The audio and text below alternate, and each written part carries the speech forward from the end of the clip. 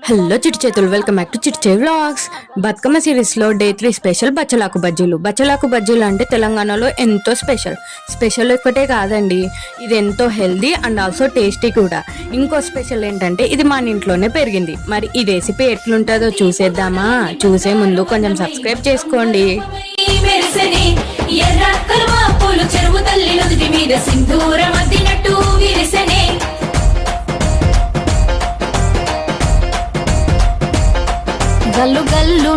గల్లు గల్లున గాజుల చప్పట్లతో ఓ నిర్మల లలిత ఆటాడరే ఓ నిర్మల లలిత ఆటాడరే ఓ నిర్మల.